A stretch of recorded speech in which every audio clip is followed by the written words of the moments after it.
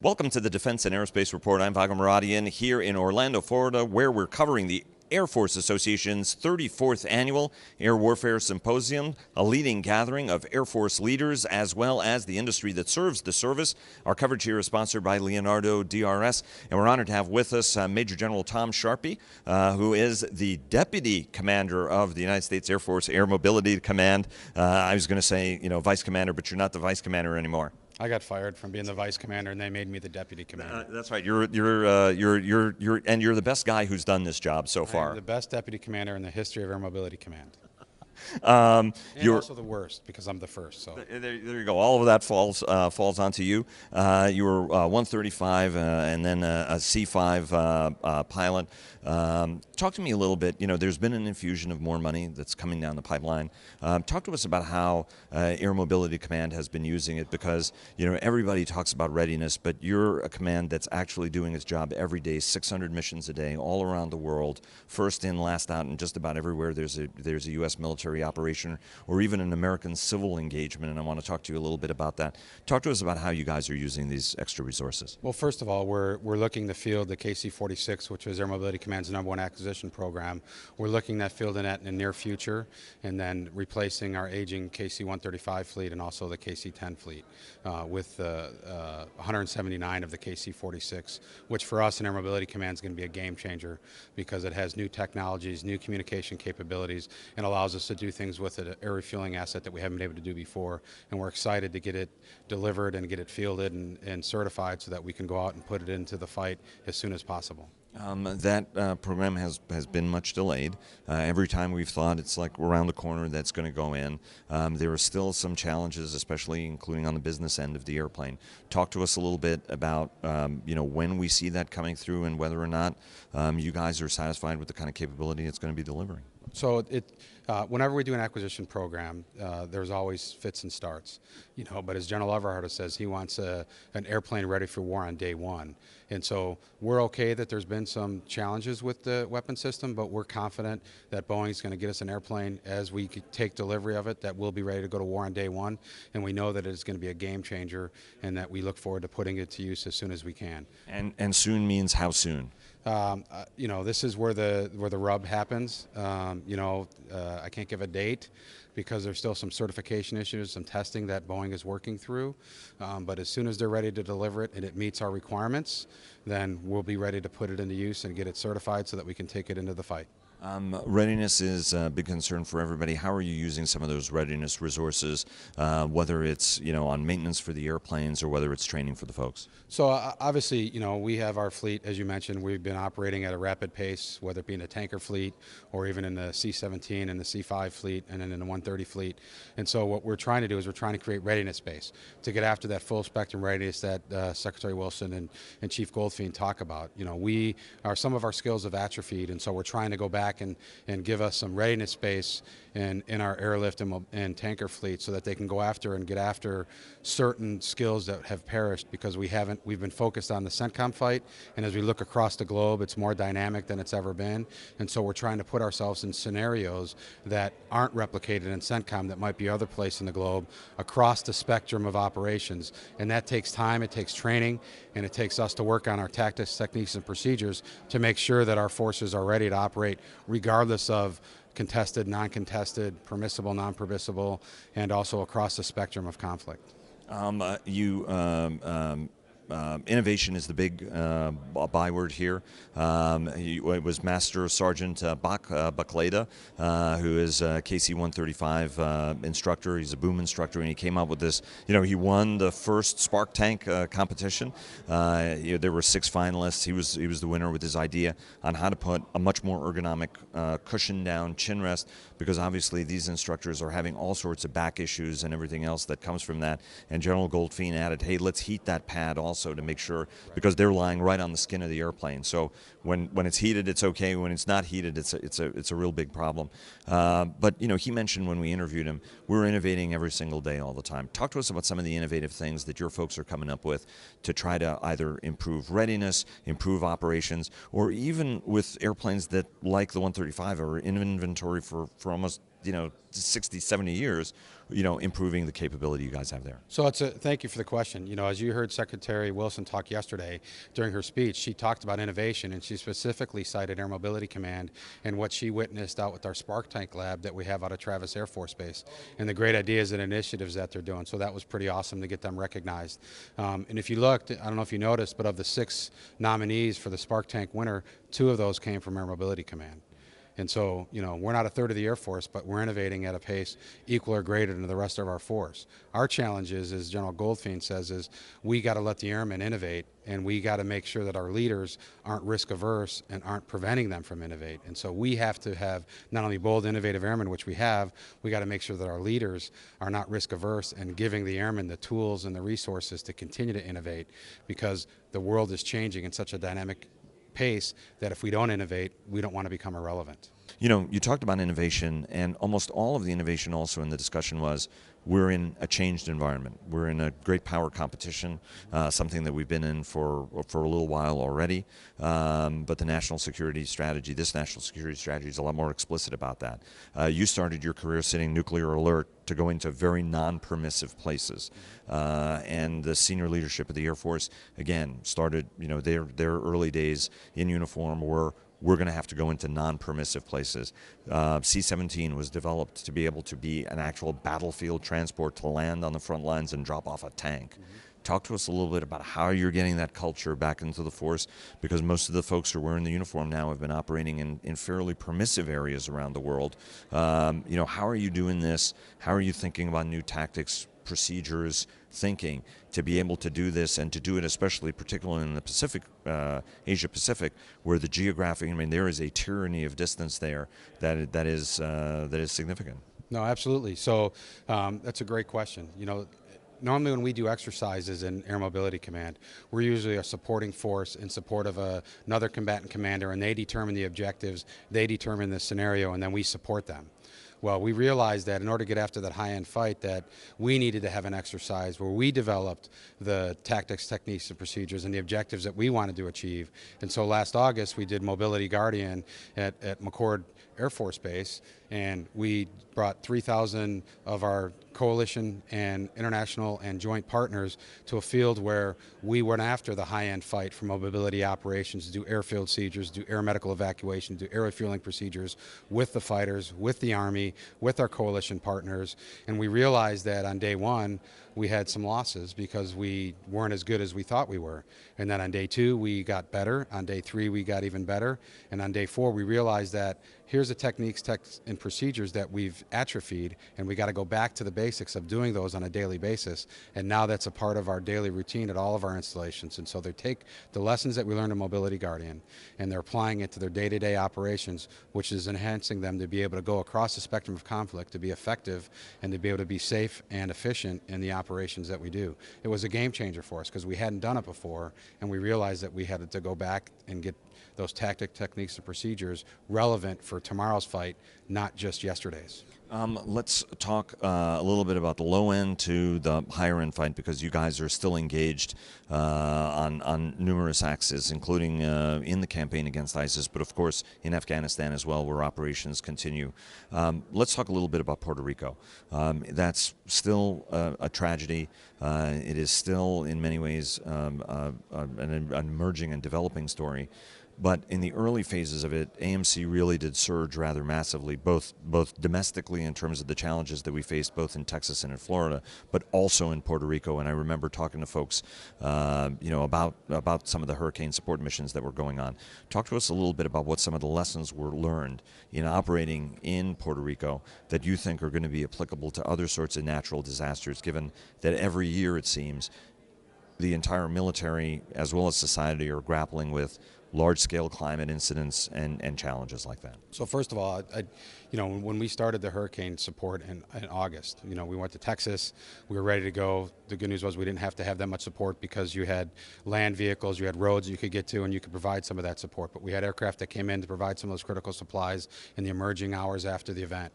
And then we had to do the same in Florida. And we were able to do that, but the majority of the support and relief was able to come by roads.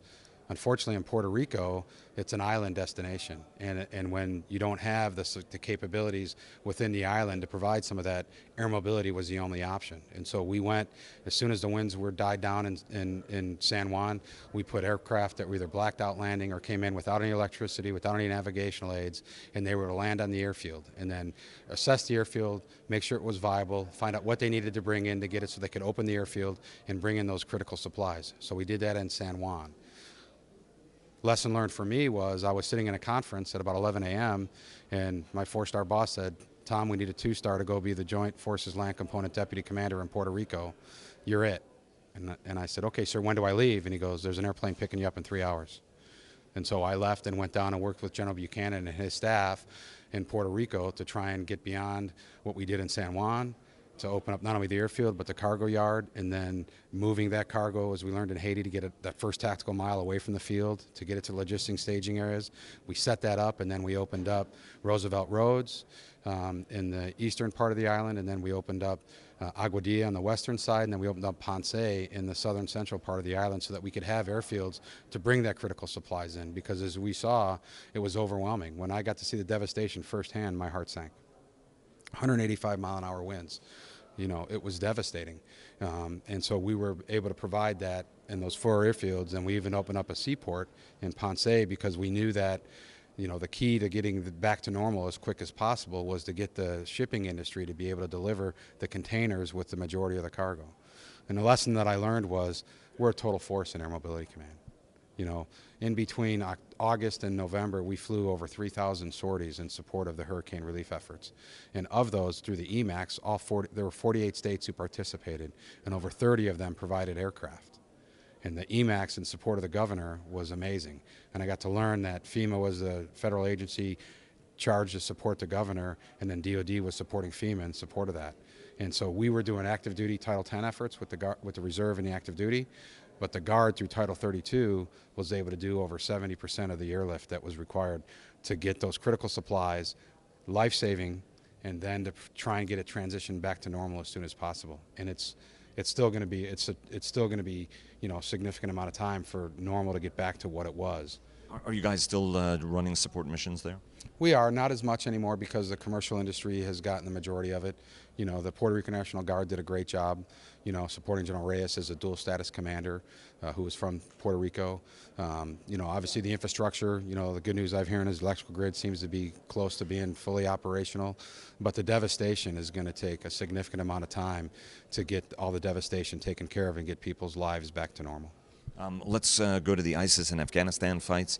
Talk to us about how you're continuing to subdue, you know, how you're supporting that fight, as well as bring us up to speed on Afghanistan, which is another very important continuing mission. Well, obviously, you know, we continue to fly the airlift sorties on a daily basis, but the real, you know, as I've heard many of the leaders in the CENTCOM AOR say, it's a tanker war. And our tankers are operating at such a high demand ops tempo with our active Guard and reserve forces that we are continually trying to figure out how we can minimize the number of tankers that we need excuse me, to still provide General Harigian the tankers that he needs to be able to execute that fight. And so every day we're working with his team to try and draw down the number of tankers that are there so that we can bring them home, so that we can give them the time and the readiness space that they need to be able to train for another area of responsibility that's not the CENTCOM fight. But they're doing an amazing job in operating that tyranny of distance in Afghanistan, because as a landlocked country, you know, it's a long ways to go from LUD to Afghanistan and still maintain presence in Iraq. When it comes to that, I mean, your upgrade, we started the conversation talking about the KC-46, the Pegasus KC-46A. The program has been delayed, and even on the best of terms, you're going to be getting, you know, sort of 1 1/12 airplane a month or something like that, right? It's 14 a year, I think, is going to be what the delivery schedule is going to be. Somewhere between 12 and 15. Between 12 and 15. And last time I checked, you have more than 400 KC-135s that are going to need replacing. Talk to us a little bit about how you're going to manage to do this, because the 135 fleet is the backbone. It is in use all the time. The demand for it is insatiable. You are trying to give it a little bit of readiness space on it. Talk to us about some of the challenges, especially now that this program is so delayed, about getting, you know, how are you going to manage this? Because those airplanes are getting older every single day, and they're having more and more hours on them. So the good news is we have incredible maintainers who are taking a very old airplane that are flying at unprecedented rates, and they're doing an amazing job of getting the number of tankers that we need where we need them around the globe. It's not just the Afghanistan fight that we're worried about. It's the rest of the globe. It's the bomber presence that we're doing in Europe, even some in Africa, to include what we're doing in the Pacific. So the tanker maintainers are doing a great job keeping that airplane viable for today and tomorrow. The KC-46 for a moment. The good news is Boeing has continued to produce the tankers. There are issues that they're working through, but Boeing can produce airplanes at a faster rate than we can accept them. And so the line is still open, and they're producing those tankers. Once they get the challenges that they have short term fixed, they'll be able to deliver probably at a pace that outpaces our ability to accept them. And so we'll get back on track quickly to get back. Even there's some delay in the delivery, we believe that working with our partners at Boeing, that they'll accelerate the deliveries as long as we can have the acquisition and the resources lined up with them. They'll be able to deliver and get us back on track to complete it by 2028. And what are you guys doing to start acceptance of those planes? What are the things that are happening across the command to get ready to accept these new jets? So obviously the infrastructure, when you look at Altus, where we're going to put the schoolhouse, you look at McConnell, where the first one's going to go to, and then you look at Pease, which is the Air National Guard location, and then you look at Seymour Johnson, and then the next two after that are McGuire and Travis. And so we're building the infrastructure to make sure that they have the facilities to accept them. All of the maintenance facilities, the hangars, the ramps set up to be able to accept this a larger airplane than the 135 and a little bit smaller than the KC-10. But from our perspective in Air Mobility Command, we're making sure that we have the tactic, techniques, and procedures to get this airplane, because as soon as Boeing delivered to us, we wanted to get it certified so we can take it back into combat on day one.